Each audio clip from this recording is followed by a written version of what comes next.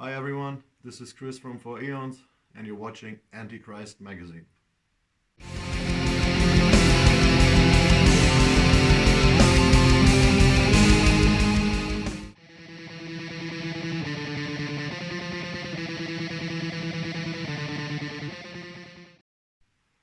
The project For Aeons was born about a year ago and has been a solo project ever since. One man solo work. The music itself is committed to the good old fashioned black and death metal, combining these two styles to create the soundtrack to Downfall.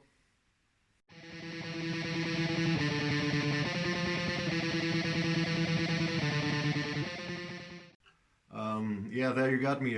Just as many metal names, whether these are albums or band names or song names.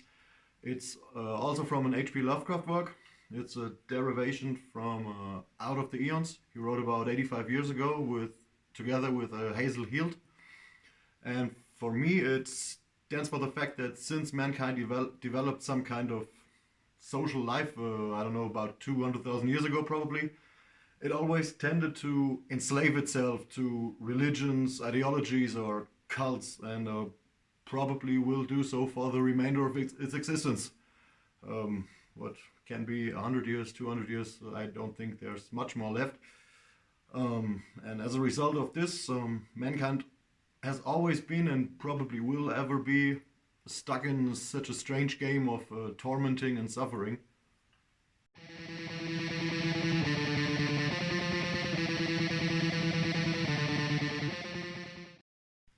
The Fall of the Damned is my very first solo work. I've been in band since I was 15 or 16 years old and still am in a band today.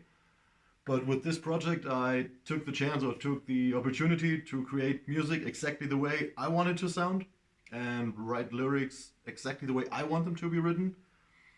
So actually create some art, some music without any compromises. I think it became music with some sort of dark aura surrounding it, and that's exactly what I wanted it to be. I wanted to give examples how mankind got itself in this position of being damned and accompany the fall.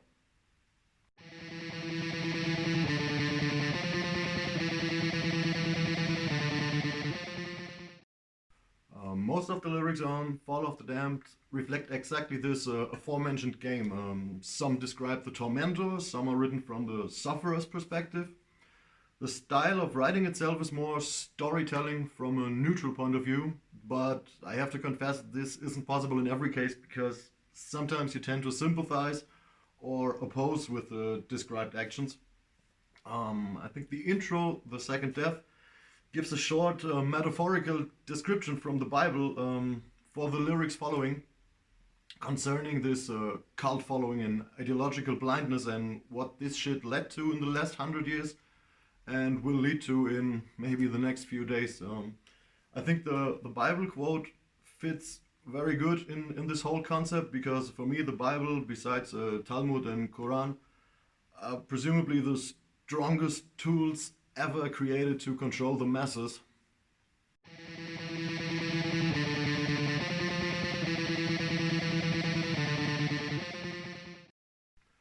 The cover art is actually an alienated detail of the Peter Paul Rubens painting of the same name, of The Fall of the Damned. I think it was created in 1620. Like many others of these Baroque paintings, it had this weird, incredibly detailed style of obscurity in it. Rubens painted it during the 30 Years' War, and I think he captured this feeling of mankind is damned to perish in a very significant way. Albeit the For Aeons lyrics don't say this directly, all the puzzle pieces depicted in them show the way of man exterminating himself, and so this painting just fits perfectly to the whole concept.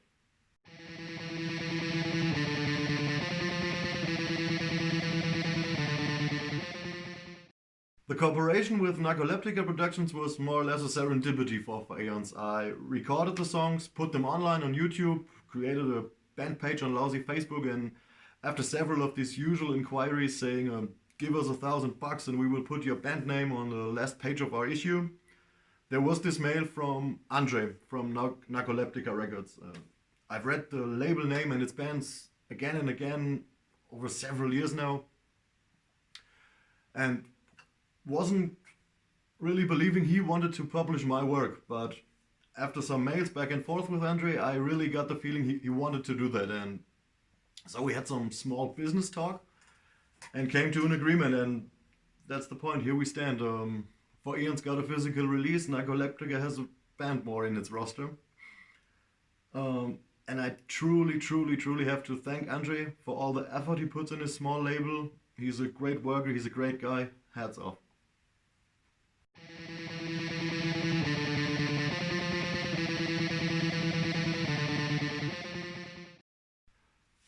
I think it depends on what you want to achieve and what you're willing to sacrifice. To have some cool gigs, sell some records, and make some new fans, you definitely not need a big label deal.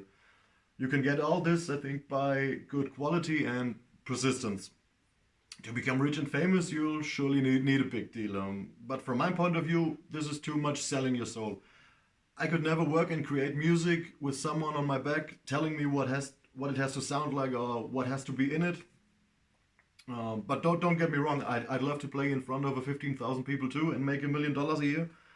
But I would never be willing to give up my artistic independence for that.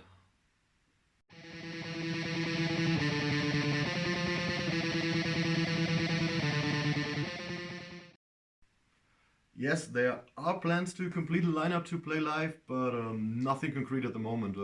But be sure there will be For Aeons live concerts in the future.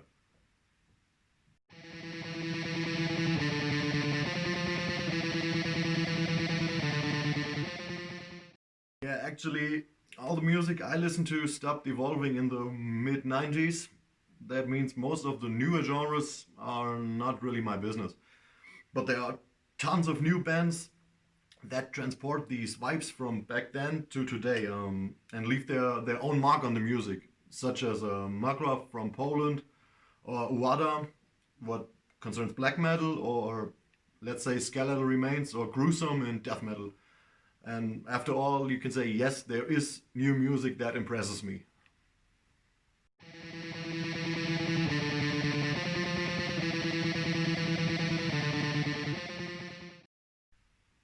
Basically, I can only tell what's going on in Germany or maybe Central Europe, but I don't think it looks very different in other parts of the world. And it doesn't look too good for the underground or the underground scenes. I'm not in worry about bands like Metallica or Iron Maiden. They are big business corporations and can endure for centuries when they like to.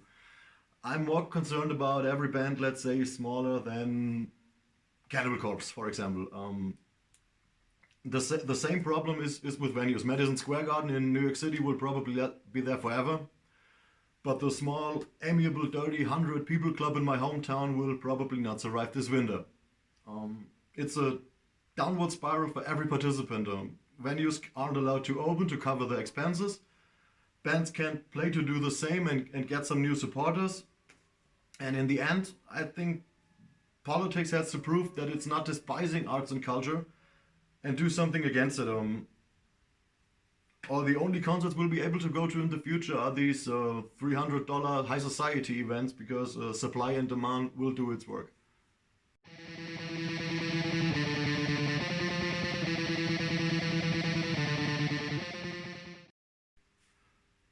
The scene in my area, what means in the heart of Germany, is actually quite alive in terms of active musicians. There are hundreds and thousands of great acts and bands through all the genres, if it's hip hop or techno, heavy metal, thrash metal, black, death, classic rock music, and so on and so on. The problem here are more the concert goers, because the scene here is so fucking oversaturated. You were able to attend a concert every day, a festival every weekend, only by driving about 100 kilometers. Of course, everything before Corona.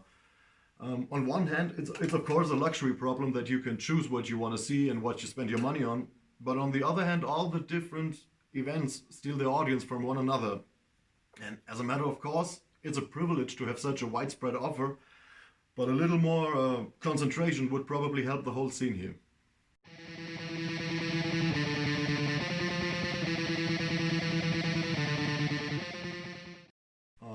At the moment, moment, I'm preparing the physical release on November 20th this year.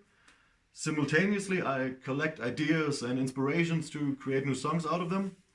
The plan is to have songs written by the end of winter, January, February, and get them recorded during spring so they can be released in summer. And yes, get some live shit together.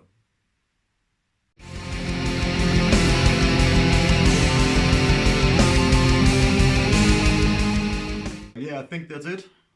Thank you, Antichrist magazine, for the great interview. Keep up the good work. See you soon.